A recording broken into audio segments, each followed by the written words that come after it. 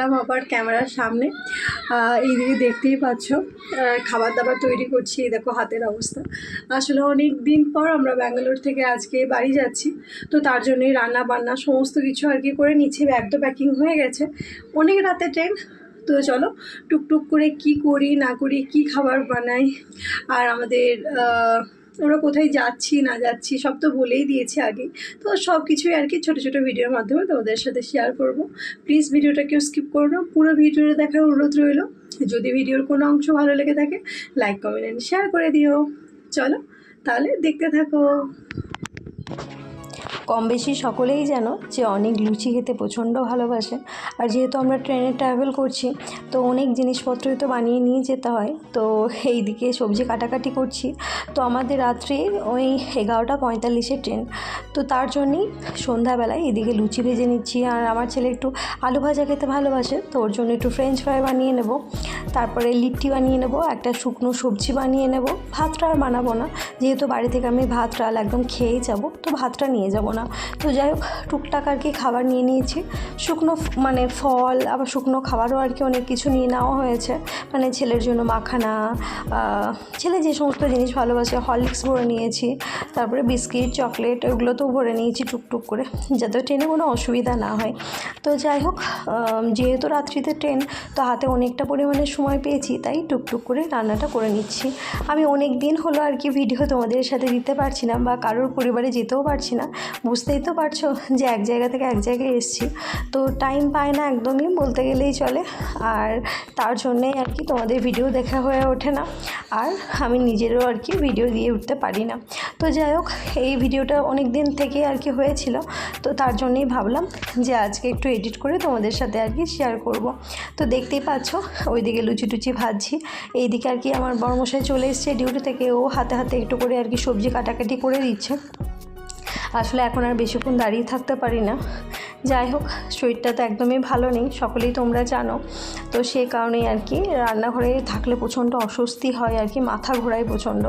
তো তার জন্যে আর কি তাড়াতাড়ি করে আর কি রান্নাটা সেরে নেওয়ার চেষ্টা করছি, কারণ তাড়াতাড়ি খেয়ে দিয়ে আবার তো রাতে আমাদেরকে বেরোতেও হবে। আর যেদিন আমি শোনে আমার ছেলে বাড়ি যাব, সেদিন জানি না সকাল থেকে না ঘুম না কিছু, এত বদমাশি করে, এত অত্যাচার করে, মানে কি বলবো, মানে এতটাই দুষ্টুমি করে, ওর আর ভালো লাগে না আর কি। তো এইদিকে দেখো ওর জন্য ফ্রেঞ্চ ফ্রাই আর কি বানিয়ে রাখছি। ও আমি বাইরেকার জিনিস চেষ্টা করি একটু কম খাওয়াতে, বাড়ির জিনিস আর কি বেশি খাওয়ানোর আর কি চেষ্টা করি। এইদিকে দেখো শুকনো সবজি সমস্ত কিছু হয়ে গেছে, আলু ভাজা লুচি। আর ওইটা শুকনো সবজিটা বানিয়েছিলাম, আলু ফুলকপি বিনস গাজর সমস্ত কিছু আর কি ভেজে নিয়েছিলাম। তো ওতে তারপরে গোলমরিচ একটু চাট মশলা সমস্ত কিছু দিয়েছিলাম, যাতে কী হয় সবজিটা নষ্ট না হয়। আর এইদিকে লিটি বানিয়ে নিয়েছি, ওই কি বলে ছাতুর পুর ভরে, ছাতু পেঁয়াজ লঙ্কা দিয়ে পুরটাকে ভালোভাবে মশলাটাকে ভালোভাবে মাখিয়ে ভেতরে পুর ভরে আর কি লিটি বানিয়ে নিয়েছি। এই লিটি আমরা সকলেই ভালোবাসি, আর এটা অনেক দিন মানে খারাপ হয় না আর কি। আর যেহেতু আমরা ফার্স্ট এসিতে যাব, তো খাবার দাবার আর কি নষ্ট হওয়ার কোনো চান্স নেই। আর দুপুরে মানে ভাতটা তো একটু কিনেই খেয়ে নেবো, কারণ ভাতটা তো আর বানাতে পারলাম না, কারণ ভাত যদি খারাপ হয়ে যায় সেই কারণেও আর কি। তো যাই হোক তোমরাও আর কি আমার ভিডিওর সাথে থাকো, প্লিজ ভিডিওটা কেউ যেন স্কিপ করো না, পুরো ভিডিওটা প্লিজ দেখো তোমরা। তো দেখো লিটিগুলো আর কি একদম লাল লাল করে আর কি ভেজে নিতে হবে, আঁচটা একটু কম দিতে হবে, নাহলে একদম পুড়ে যায় আর কি, মানে বাইরেটা পুড়ে যাবে কিন্তু ভেতরটা তোমার কাঁচাই থেকে যাবে। তো আমি আগেও কিন্তু লিটির রেসিপি তোমাদের সাথে শেয়ার করেছিলাম, সেটা কিন্তু ইন্ডাকশানে পুড়িয়েছিলাম। তো যাই হোক এখনও বাসন টাসন সমস্ত কিছু পরিষ্কার করে দেখো গাড়িও কিন্তু চলে এসছে। এইদিকে গাড়িতে আমার মালপত্র লোড হয়ে গেছে। তো যাচ্ছি এখন স্টেশনের উদ্দেশ্যে, কারণ অনেক দিন পর আমরা ব্যাঙ্গালোর থেকে বাড়ি যাচ্ছি। কম বেশি সকলেই জানো আমার বাড়ি রামপুরহাট। তো দেখো রাত্রিতে যেহেতু যাচ্ছি, তো একটুখানি ভিড়টা একটু কমই আছে, তো তাড়াতাড়ি পৌঁছে যাব। আর এই দিকে দেখছি আজ আমাদের ট্রেন আসবে 7 নাম্বারে, তো 7 নাম্বারে আমাদের প্রচুর লাগেজপত্র আছে। তো যাই হোক এইদিকে স্টেশনে পৌঁছেও গেছি, আর আমার বাবু আমার কোলে আর কি ঘুমিয়েও গেছে। তো সেটাই হয়েছে মুশকিল, আমি নিচেতে যে ক্যামেরা করব বা কিছু করব সেই আর কি উপায় নেই। ছেলেটা উঠে পড়ছে আর কান্নাকাটি করছে। আর এইদিকে দেখো ট্রেন চলে এসছে আমাদের, লাগেজপত্র নিয়ে সামনে আর কি যাচ্ছে আমার হাজব্যান্ড, ওর বন্ধুরা এসেছিলো বলে অনেকটা সুবিধা হয়েছে আমাদের।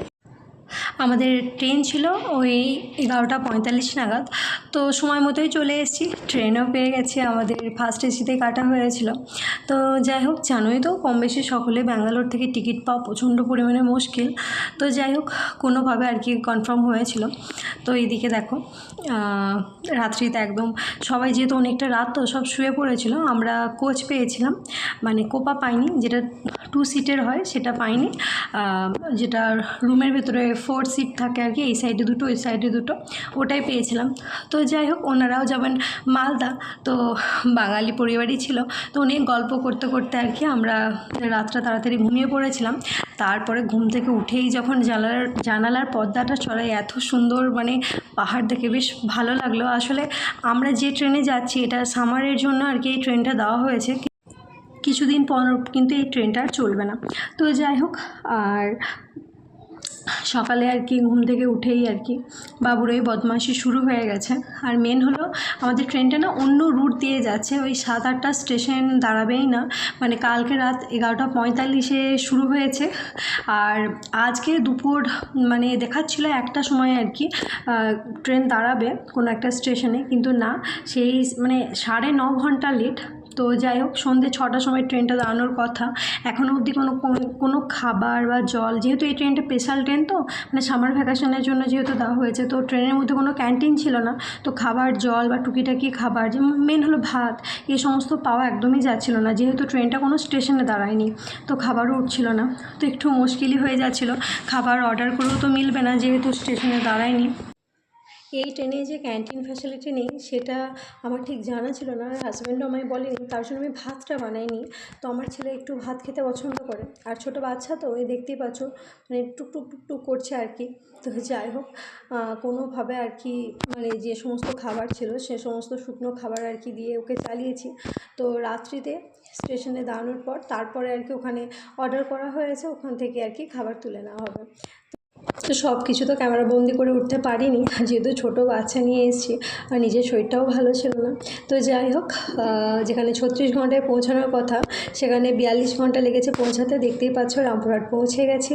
সবাই ভালো থেকো, সুস্থ থেকো, আবার দেখা হবে অন্য কোনো ভিডিওর মাধ্যমে। বাই।